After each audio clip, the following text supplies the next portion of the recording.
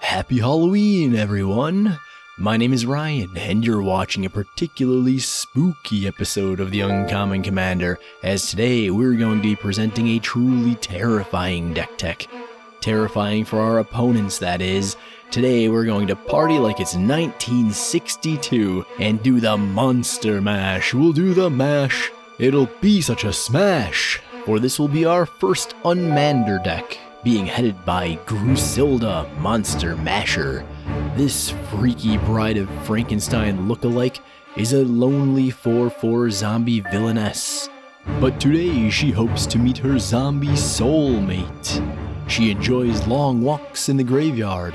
She also enjoys when things die or go directly into the graveyard so she can find her perfect zombie mate there. She has a couple of special skills. She gives combined, enchanted, and equipped creatures menace, and if you pay 3 into black into red, and then tap her, she can sew 2 of her soulmates together to form the perfect mate. She can be the brains, and it can be the brawn. And also brains. More brains, the more the better. Oh, and did we mention her final skill? She styles her own hair. Obviously, this lovely, evil zombie lady can't be our commander in a normal game, unless we ask our friends to please, pretty please let us play her. She's an uncard, and therefore is banned in Commander along with every other format. If our friends say no, that's okay. You don't have to kill them and sew their bodies together to show them the error of their ways. The cool thing about this deck is that it has a couple of alternate commanders built into it, just for this type of problem. And they both make the deck function slightly differently, so you can swap them in and out depending on how you want the deck to feel. Just take Grusilda out and run one of Chainer Nightmare Adept or Malfigor as your commander, and replace Grusilda with Raider's Wake or whatever else you feel might be missing from the deck. If these cards didn't make it clear, we're going to be forcing our opponents to discard, and we're going to discard right along with them, because our commander is made for outvaluing our opponents in that situation, and the rest of this deck is made for that too. I should mention some rules for Grusilda before I move on. Firstly, the creature you smash together has all of the text of both creatures that it is composed of. If you smash Chainer and Malfigor together, there'll be a 9/8 legendary creature named Chainer, Nightmare Adept Malfigor. It'll have Flying from Malfigor and the ETB of Malfigor. The discard to reanimate ability of Chainer, and Chainer's ability that allows each creature you reanimate to have haste. Its CMC will be the combined 10 of both creatures, and you'll have spent 5 mana to make that nightmarish monster.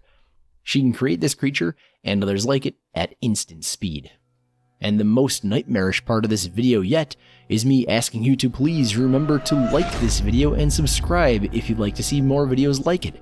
I make all of these videos on my own, and it takes a lot of effort, so clicking on those buttons really helps me out. So come on, Gramps, give me that candy. Okay, now that creepy request is out of the way, let's talk about the most terrifying part of any deck to a seasoned and discerning EDH player like yourself. It's ramp cards.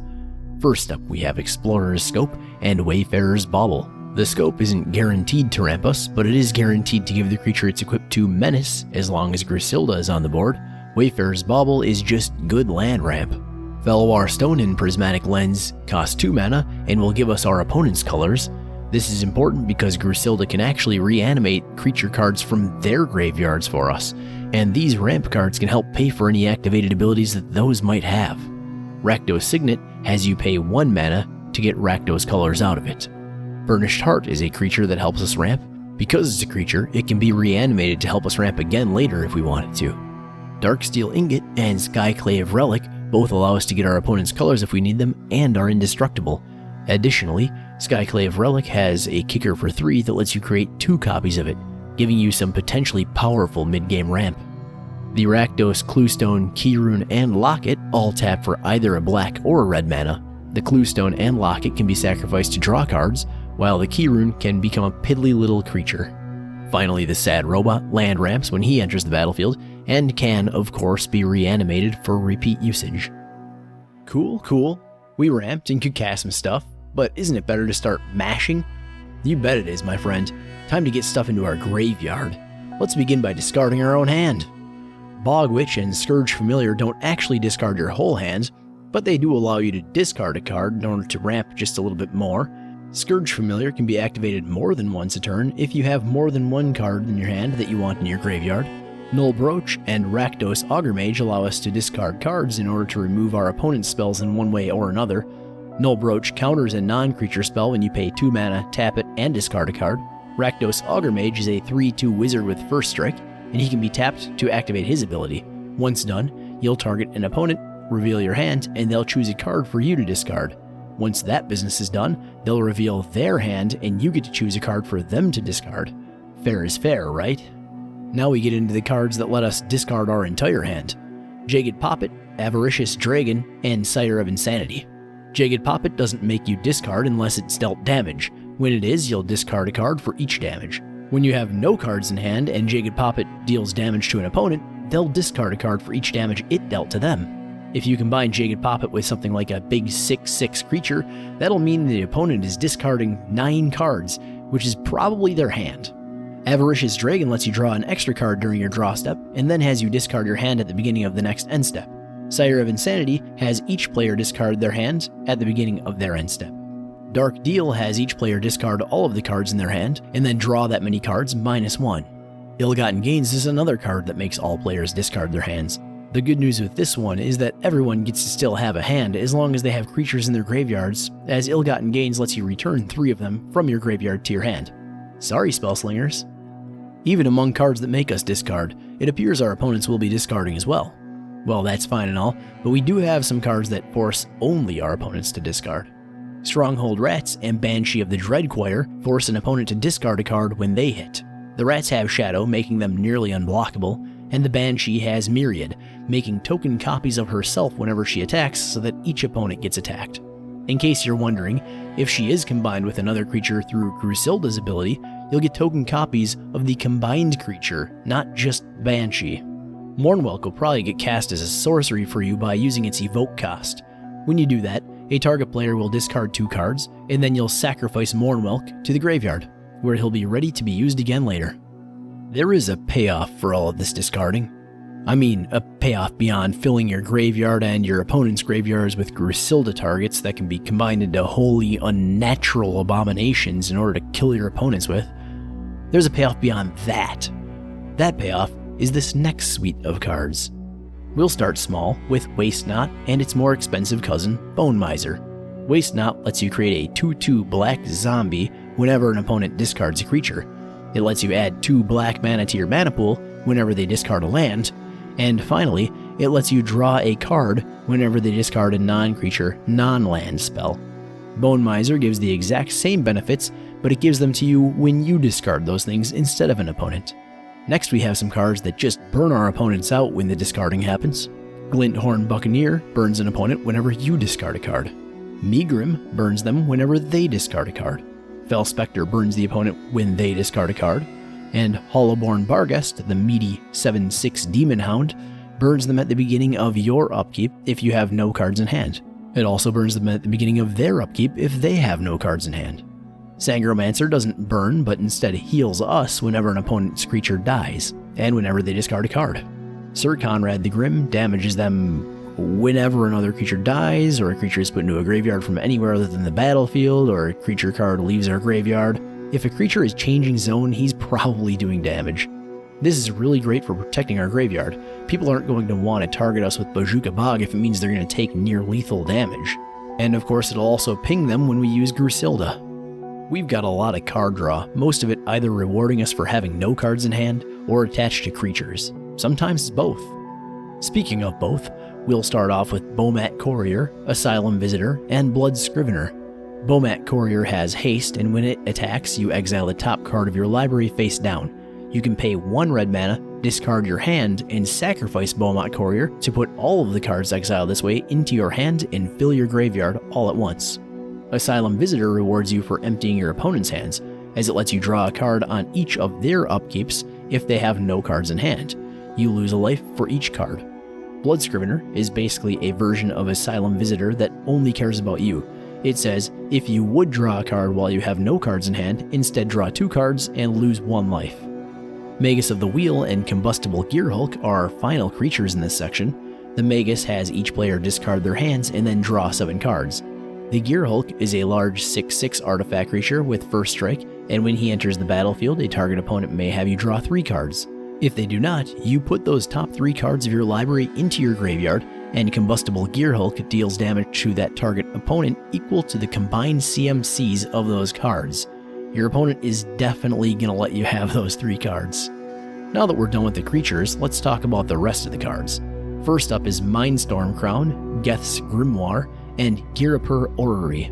The Crown will let you draw a card at the beginning of your upkeep as long as you have no cards in hand. If you had at least 1 card in hand, you will take 1 damage from the Crown. Geth's Grimoire draws you a card whenever an opponent discards a card. Girapur Orrery lets each player play an additional land per turn, but it's the second part of this card that we really care about here. At the beginning of each player's upkeep, if that player has no cards in hand, they draw 3 cards. This is a symmetrical effect, but the idea is that you want to get more of their cards into their graveyards, so they'll need those 3 cards in hand to do it, and you'll want to draw yourself some cards. This can help you do both. Grafted Skull Clamp has you draw an extra card during your draw step. It then has you discard your hand at the beginning of your end step. Loreseeker Stone is expensive, but once the initial cost is paid, it should only really cost us 3 mana each turn to draw 3 cards. Nihilistic Glee lets us discard cards in order to create a vampiric effect, where we gain 1 life and a target opponent loses 1 life. It then has Hellbent. If we have no cards in hand, we can pay 1 generic mana and 2 life to draw a card. If you aren't already aware of how this works, you can activate this ability, then activate it again in response to itself, and just keep doing that until you have as many cards in hand as you want. And our final card draw comes on the sorcery Siphon Mind, which has each other player discard a card. You draw a card for each card discarded this way. Be careful of this one in 2-headed giant games, as your teammate is another player. I've shown you a lot of ways to remove things from your opponent's hands in order to fill their graveyards, but what if they have things on the battlefield already? Well, that's what removal is for, and we're in 2 great colors for removing things. First up, let's remove some artifacts. Shenanigans and Ingot Chewer are our 2 cards dedicated to artifact removal, with Shenanigans being a sorcery that destroys 1 artifact and then lets us dredge 1 if we'd like to reuse it. This is fantastic when you hit a creature with that dredge. Ingot Chewer is a bit more direct. Evoke it for 1 mana to get it into your graveyard and destroy an artifact. It can then be used as creative material for Grusilda. When it is, you'll destroy another artifact. Some more non-creature removal comes attached to Offal Snout and Fault Grinder.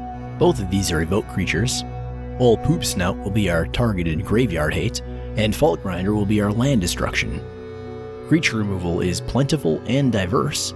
Shriek Maw can be evoked to destroy a target non-artifact, non-black creature, and he has fear. The OG Tahngarth and Flayer of the Hatebound deal damage to our opponent's creatures. Tahngarth does it through tapping to deal damage equal to his power to a target creature, a power stat greatly enhanced when combined with another creature through the power of Grusilda's Monster Mashing. That Monster Mashing effect goes for Flayer of the Hatebound as well, who deals damage equal to his power whenever it enters the battlefield from the graveyard. Got trouble with indestructible creatures? For that we've got the Archfiend of Ifnir and the Archfiend of Spite. The Archfiend of Ifnir is a 5/4 flying demon that will give a -1/-1 counter to each creature your opponents control whenever you cycle or discard another card. Archfiend of Spite is a 6/6 flying demon that has, whenever a source an opponent controls deals damage to Archfiend of Spite, that source's controller loses that much life or sacrifices that many permanents. That Blasphemous Act player better be playing a token deck or they're in trouble. For board wipes, we have Consume the Meek, Knight Incarnate, and Malfegor. I already told you that Malfegor would be in here, so this shouldn't be a surprise. Consume the Meek is going to basically never hit any of our creatures, as most of the time they'll be huge combined creatures with combined CMCs. Knight Incarnate will remove all of the little tokens and utility creatures for you when it leaves the battlefield, and again rarely ever removes any of our own creatures. It also makes for pretty sweet material for Grusilda, given the 3/4 body and death touch. Alright, we've gotten through most of the meat now. Let's talk about some utility cards that will really help the deck function. Some protection for Grusilda would be nice now, so for that we've got the haste-giving footwear, lightning greaves, and swiftfoot boots. In addition to haste, the greaves give shroud, and the boots give hexproof. We also have Darksteel Blade here to give indestructible. I may also mention that Grusilda will gain menace by being equipped. You probably won't be attacking with her, but now you can.